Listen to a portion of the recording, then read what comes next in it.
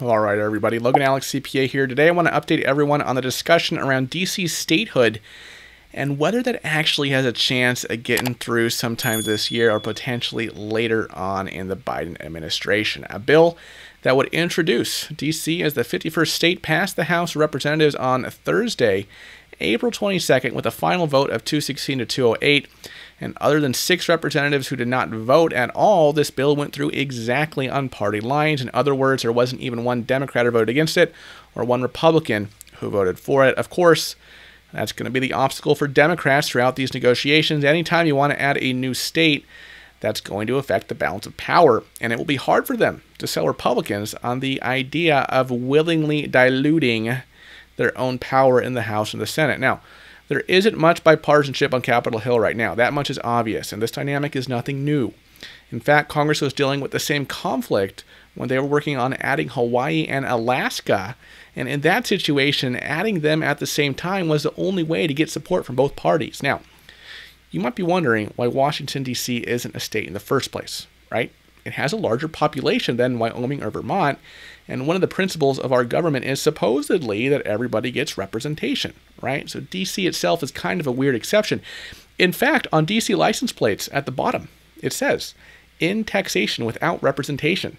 So why isn't D.C. a state in the first place? Well, it all goes back to Article 1, Section 8, Clause 17 of the Constitution, which explains the powers of Congress. It says that Congress has the right to exercise exclusive legislation in all cases whatsoever over such a district, not exceeding 10 miles square, as may, by cession of particular states. It's this phrase right here that is a sticking point. This is saying that certain states may cede land for this district, implying that that land is in of itself not a part of any one state. So it says, by cession of particular states and the acceptance of Congress, become the seat of government of the United States, and to exercise like authority over all places purchased by the consent of the legislature of the state in which the same shall be for the erection of forts, magazines, arsenals, dockyards, and other needful buildings. So, if you're aware of how Washington, D.C. became the nation's capital, you're familiar with the Compromise of 1790, in which Treasury Secretary Alexander Hamilton convinced then Secretary of State Thomas Jefferson and then Congressman James Madison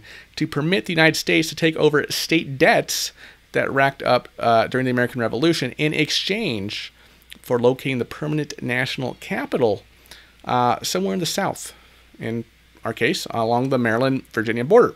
And as a result, in July 1790, the Residence Act was narrowly passed by Congress, saying that the capital will be located along the Potomac River. This act was signed into law by President Washington as part of this Compromise of 1790. The Residence Act also gave President Washington the power to determine the exact location of the capital.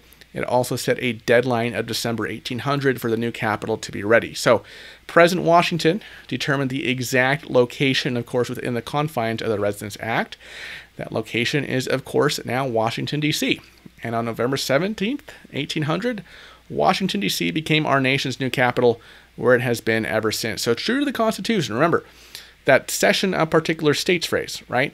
So true to the Constitution, Maryland and Virginia gave the territory that became Washington, D.C. to the federal government. It was designated as a special area outside of the control of any state, and it was very important to the founders that the capital itself was kept separate from state governments. For example, in Federalist Paper number 43, James Madison argued that you don't want any individual state to have control of the seat of federal government, or else that state could potentially be more powerful than other states just based on that fact alone. So instead, the nation's capital should be treated as a kind of independent city that's separate from individual states. Of course, there weren't even 10,000 people in D.C. in 1800. Today, there are something like 700,000. And D.C. residents could also vote for representatives in Maryland or Virginia up until 1801. So D.C. has changed pretty dramatically since the 18th century, right, in the early 19th century. And Democrats want to update the city's status to match its higher population, as well as its lack of representation in Congress. So the bill that was passed in the House recently would shrink the capital territory to essentially the federal buildings themselves and the immediately surrounding areas, and then the rest of D.C. would take on a new status as the 51st state. You can see that represented on a map here. So this would maintain the independence of the actual seat of government from any one state, but would provide statehood status for nearly 700,000 people that happen to live outside of this very small seat of government. Now, President Joe Biden has been relatively quiet on this issue so far.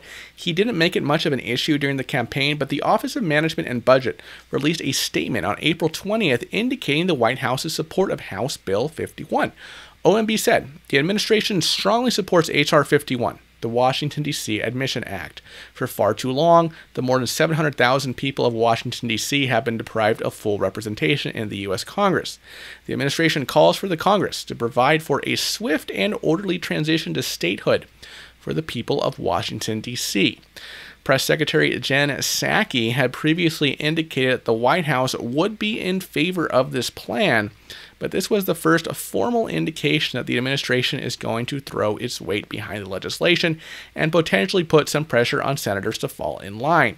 Obviously, the question is whether or not they'll be able to drum up enough support to make that happen, and unsurprisingly, that's going to come down to the moderate wing of the Republican Party, which will be a challenge, right, for the Democratic Party for as long as the filibuster continues to require 60 votes for most pieces of legislation. Democrats were able to pass the American Rescue Plan through the reconciliation process in the Senate, which only required 50 votes plus the tiebreaker from Kamala Harris, but something like admitting a new state would have to be passed through the normal legislative process, which means it would be vulnerable to a filibuster by the Republicans. In other words, Democrats will most likely need their entire caucus on board, as well as at least 10 Republicans. And that's going to be an uphill battle given the current political environment. Now, the new D.C. state would be the most liberal state in the country. There's no question about that.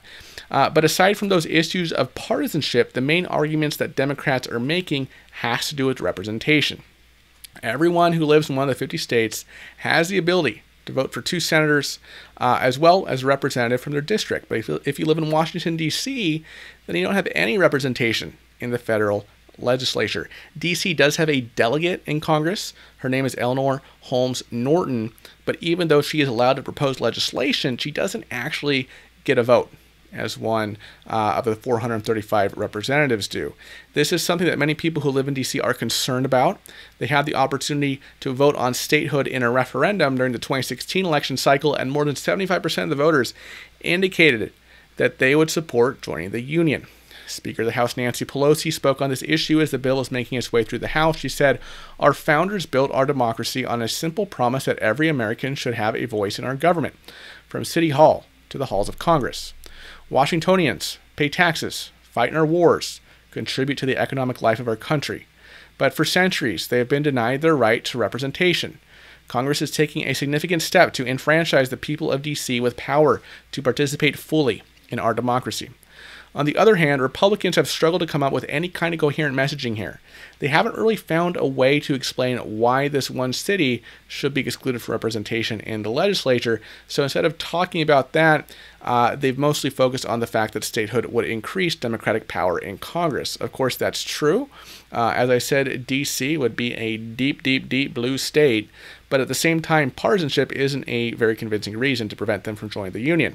Minority Leader Kevin McCarthy, this is a top Republican in the House, for example, called this bill a scheme and a blatant power grab that's only about 2 things: consolidating power and enacting radical policies. Well, okay, if D.C. wants to vote for policies that Kevin McCarthy thinks are radical, that doesn't really give him the right to keep them out of Congress just on that basis. And that's a problem that the Republicans are going to run into with D.C. as well as Puerto Rico if statehood for Puerto Rico gets any more momentum. Yes, you might disagree with the policies that those voters would support, but that doesn't necessarily mean that their votes are worth any less than the votes of, say, McCarthy's constituents. Another angle that some Republicans have taken is that D.C. is too small to merit statehood.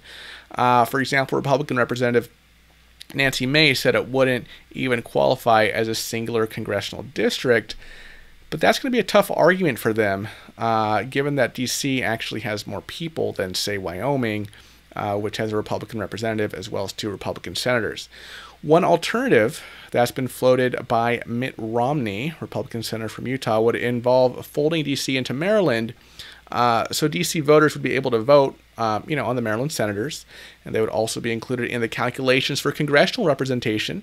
So the district might not line up exactly with D.C.'s city limits, but they would still have representation in the House like Americans in any other city do. Ultimately, that might be the most sensible option. and perhaps the most feasible one as well, given the current balance of power in the Senate, at least for as long as the filibuster is in play. As I said, it's hard to see 10 Republicans voting to dilute their own representation. Senate Bill 41 has 44 co-sponsors. That's almost 90% of the Democratic caucus. But unsurprisingly, you won't see folks like Joe Manchin, Kyrsten Sinema, or Mark Kelly on that list. And if the Democrats can't get their own caucus fully on board for this, then it's probably going to be dead in the water before they even put it to a vote. On the other hand, Romney's compromise might seem like better than nothing for Democrats, right, who are pushing for full statehood, and that plan could also possibly get some support from Republicans who would be able to vote for equal representation in D.C. without conceding 2 additional Senate seats like they would in the standalone D.C. statehood plan. Obviously, this is all speculation at this point. It's hard to say whether progressives would actually go along with that watered-down version of the bill, but unless something changes, either with the filibuster or in the moderate wing of the Republican Party, full DC statehood has essentially no chance of making it through the Senate. First, they would have to get those last 6 members of the Democratic caucus on board, and then they would either have to get rid of the filibuster or somehow find 10 Republicans who are willing to vote yes. Until I hear more, I'm pretty confident in saying that neither of those things are going to happen, and even though the Maryland proposal could be a good compromise, I don't know if that's something that Democrats would support, even if some of the moderate Republicans were on board. So hopefully that clears up some of your questions around this proposal. Yes, it made it through the House, but the most likely outcome is that it dies in the Senate or ends up shifting to some compromise that Republicans can stomach. As always, I want to thank everyone for watching to the end. I really do appreciate your support, and I will see you next time. Bye-bye.